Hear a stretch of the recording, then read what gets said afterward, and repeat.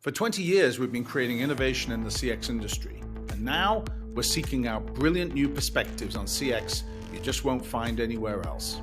I'm Richard Owen. Welcome to the CX Iconoclast.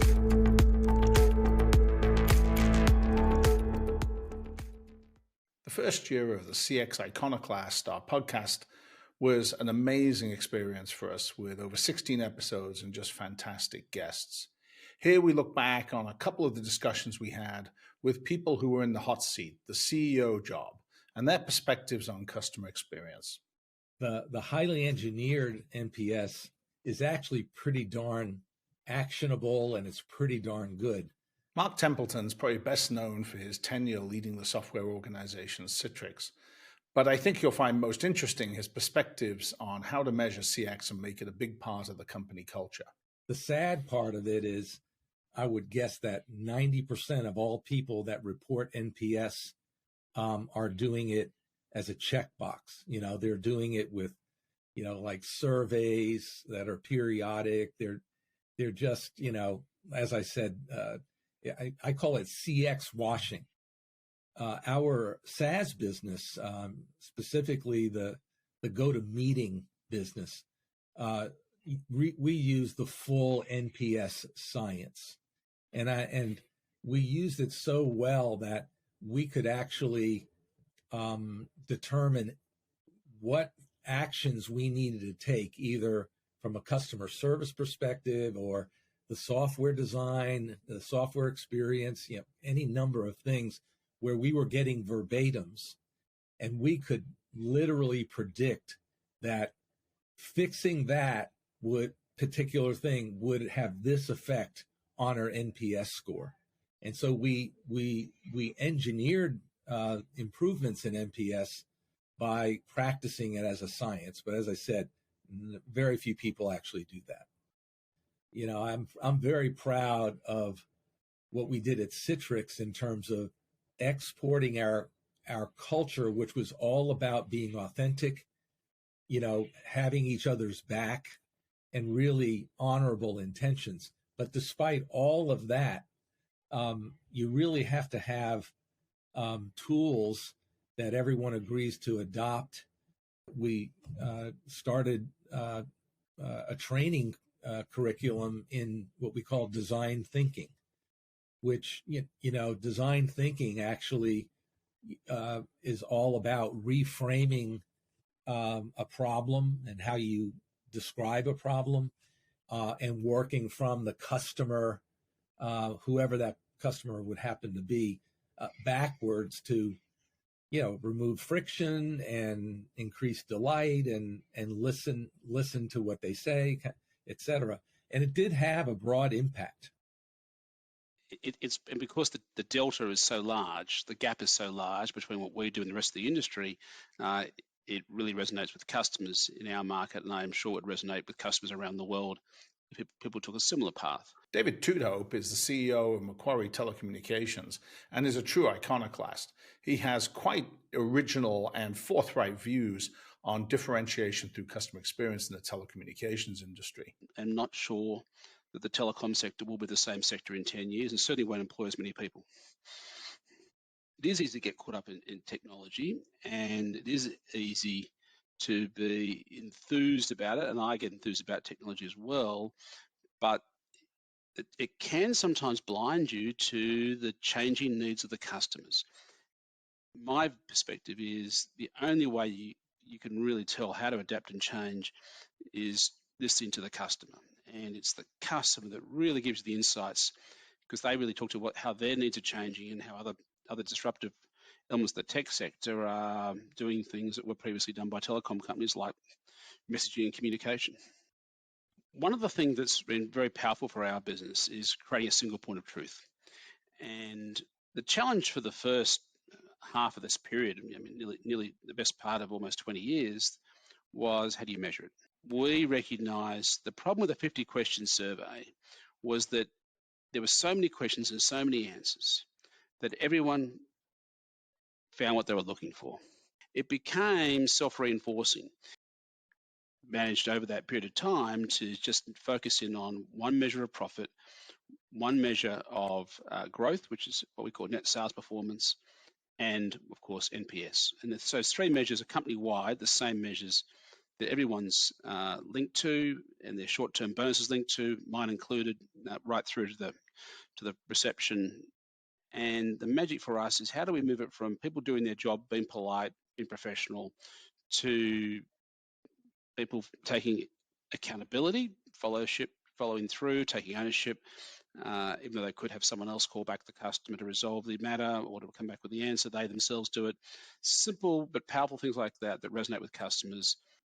You don't expect telecom companies to say sorry. You don't expect telecom companies to call you back. We don't expect telecoms to be proactive about identifying faults before you do. And delight is what they remember long after they've forgotten the fact that you fixed the phone, or the internet's working, or the intermittent issue's been solved. That's just what's expected and requested. Yeah, I've always had this conversation with investors to say, in boards or whatever, to say, hey, look, my financial outcomes this quarter are often, reflections of something that happened with customers 2 years ago.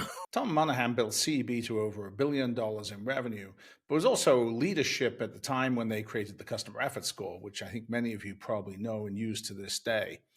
I spoke to him about his perspectives on governance, management of boards, metrics in general. Financial indicators are lagging indicators, but can we understand upstream what the drivers are? Making sure that not only as a leader, but as an investor, as a board member, you're not, this quarter's tax rate is important, but frankly, what do we know about usage of our products? What do we know about how customers, clients, members, whomever feel about their service? What behaviors are they evidencing?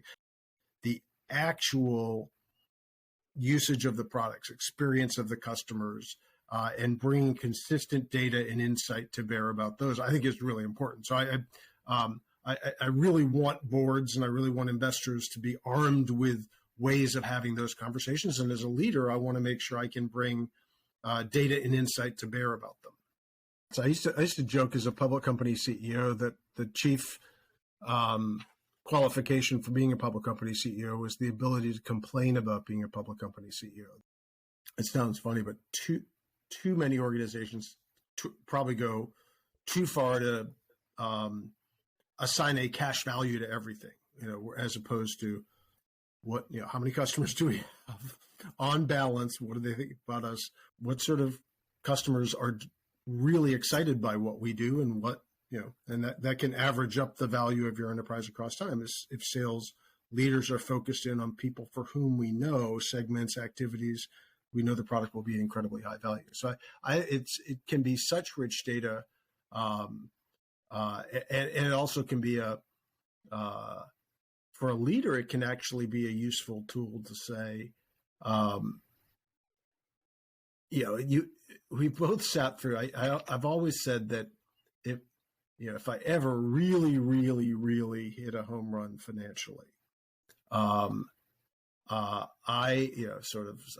couple $1 billion falls in my lap, and I'm going to endow a museum.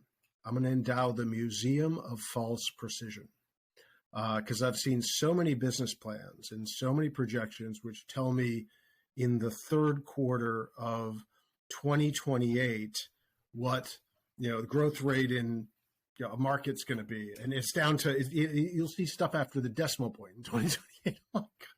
I think where a CFO would lose the plot a little bit is if they get stuck talking at the CX level and not getting down to the metrics that they'd be watching in the business. First of all, it's an asset you've already paid for. This is and a customer today, their cost is already in the rearview mirror. That's a really expensive asset.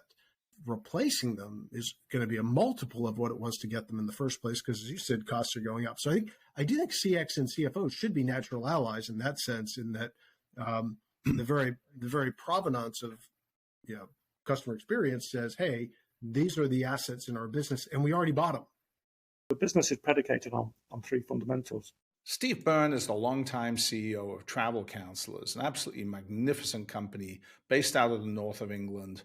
And it's a case study in how you can grow a fantastic business north of £1 billion in revenue, largely around word of mouth and just delivering an outstanding experience for customers and employees. First of all, we do the right thing by our customers. We do a wonderful job looking after our customers, that they come back to us and they refer us to their family and friends. The business doesn't have any bricks and mortar shops and spend money on advertising to generate customer leads. All of our business is based on retention and referral. We empower the travel counsellor and the support team, support travel counsellors, to do the right thing by their customers. So we get the fundamentals right, looking after customers, looking after the people who look after their customers. That's, in a plethora of KPIs that we can all get agitated about, the three critical ones for us are customer loyalty and advocacy, travel counsellor loyalty and advocacy, and our colleague, which is our support team, loyalty and advocacy. If we get those three things right, then we'll have a great business. The reciprocity, the kindness and the care, the friendships, the offers of help and advice that travel counsellors offer their peers. Not everyone does it, because some people like to keep themselves to themselves, but they decide how they want to operate. We're early, I'm not sure we've crossed the chasm yet. In the still to this day, software companies call their customers users. And the only other business where the customer is a user is in the drug business, as far as I know. I don't know whether we'll see all the same companies in the room if we come back in 10 years. It's worth remembering that customer experience is a means, not an end.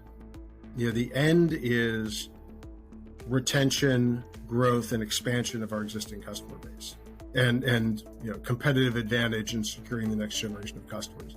If you're trying to drive growth, then you necessarily have to put the customer first in terms of their experience, how you're packaging, how you're designing products to work together, etc.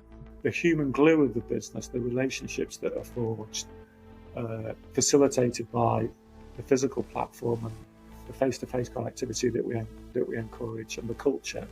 That's the thing that's difficult to quantify, but is the thing that makes us different. Really inspecting and correlating operational data. I think you're working on the holy grail of CX, actually. Thanks for listening to the CX Iconoclast from OCX Cognition. Subscribe wherever you get your podcasts so you won't miss any of our thought-provoking conversations.